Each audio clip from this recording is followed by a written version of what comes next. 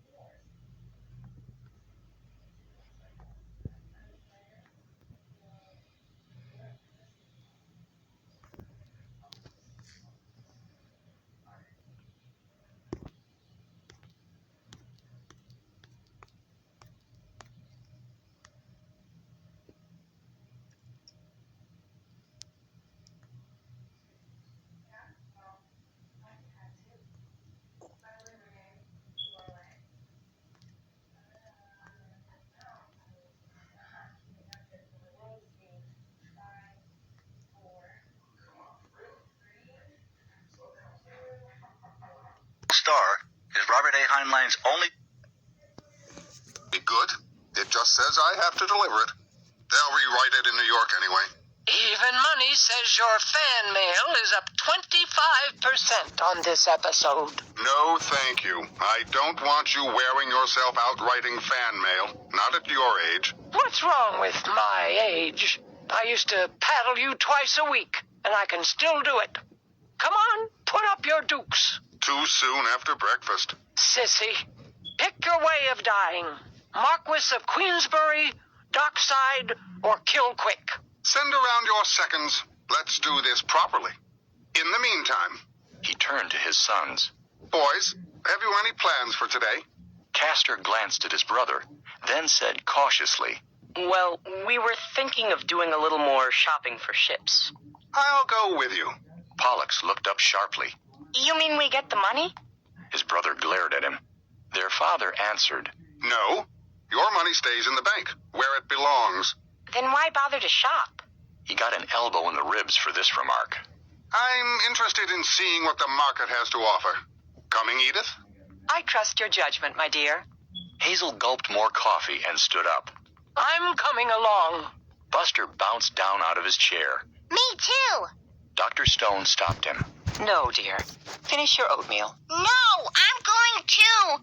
Can't I, Grandma Hazel? Hazel considered it. Riding herd on the child outside the pressurized city was a full-time chore. He was not old enough to be trusted to handle his vacuum suit. Tunnel in the Sky by Robert A. Heinlein. Chapter 1, The Marching Hordes. The bulletin board outside Lecture Hall 1712-A of Patrick Henry High School showed a flashing red light. Rod Walker pushed his way into a knot of students and tried to see what the special notice had to say. He received an elbow in the stomach, accompanied by, "Hey, quit shoving." "Sorry, take it easy, Jimmy." Rod locked the elbow in a bone breaker, but put no pressure on, craned his neck to look over Jimmy Throxton's head. "What's on the board?" "No class today." "Why not?" A voice near the board answered him, "Because tomorrow it's Hail Caesar, we who are about to die." "So?" Rod felt his stomach tighten, as it always did before an examination. Someone moved aside, and he managed to read the notice. Patrick Henry High School, Department of Social Studies. Special notice to all students, Course 410, Elective Senior Seminar, Advanced Survival. Instructor, Dr. Matson, 1712-A, Monday, Wednesday, Friday. Number 1, there will be no class Friday the 14th. Number 2, 24-hour notice is hereby given of final examination in solo survival. Students will present themselves for physical check at 0900 Saturday in the dispensary of Templeton Gate and will start passing through the gate at 1000 using 3-minute intervals by lot. Number 3, test conditions. A, any planet, any climate, any terrain.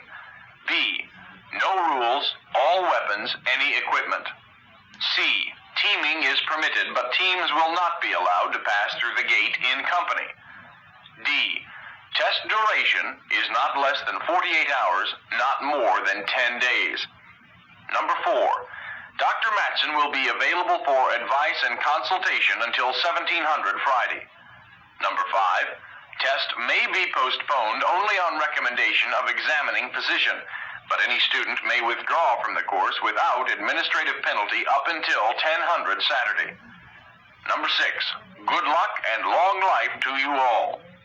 Signed, B.P. Matson, Doctor of Science. Approved, J.R. Rorick for the board. Rod Walker reread the notice.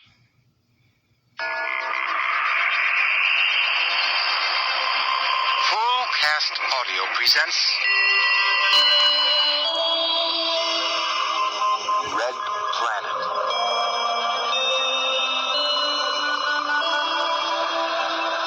By Robert A. Heinlein.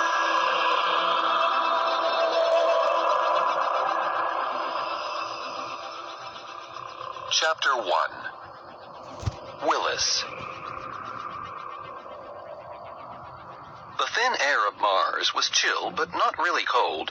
It was not yet winter in southern latitudes, and the daytime temperature was usually above freezing. The queer creature standing outside the door of a dome-shaped building was generally manlike in appearance, but no human being ever had a head like that. A thing like a coxcomb jutted out above the skull. The eye lenses were wide and staring, and the front of the face stuck out in a snout. The unearthly appearance was increased by a pattern of black and yellow tiger stripes covering the entire head. The creature was armed with a pistol-type hand weapon slung at its belt, and was carrying, crooked in its right arm, a ball, larger than a basketball, smaller than a medicine ball. It moved the ball to its left arm, opened the outer door of the building, and stepped inside. Inside was a very small anteroom and an inner door. As soon as the outer door was closed, the air pressure in the anteroom began to rise, accompanied by a soft sighing sound. A loudspeaker over the inner door shouted in a booming bass, Well, who is it? Speak up! Speak up! The visitor placed the ball carefully on the floor, then with both hands grasped its ugly face and pushed and lifted it to the top of its head. Underneath was disclosed the face of an Earth-human boy. It's Jim Marlowe, Doc. Well, come in. Don't stand out there chewing your nails. Coming. When the air pressure in the anteroom had equalized with the pressure in the rest of the house, the inner door opened automatically. Jim said, Come along, Willis. and went on in. The ball developed 3 spaced bumps on its lower side and followed after him, in a gait which combined spinning, walking, and rolling. More correctly, it careened, like a barrel being manhandled along a dock. They went down a passage and entered a large room that occupied half the floor space of the circular house plan. Dr. McRae looked up, but did not get up. Howdy, Jim. Skin yourself. Coffee on the bench. Howdy, Willis. He added, and turned back to his work. He was dressing the hand of a boy about Jim's age. Thanks, Doc. Oh, hello, Francis. What are you doing here? Hi, Jim. I killed a water seeker, then I cut my thumb on one of its spines. Quit squirming. That stuff stings. I meant it to. Shut up. How in the world did you do that? You ought to know better than to touch one of those things. Just burn them down and burn them up. He zipped open the front of his outdoor costume, peeled it off his arms and legs, and hung it on a rack near the door.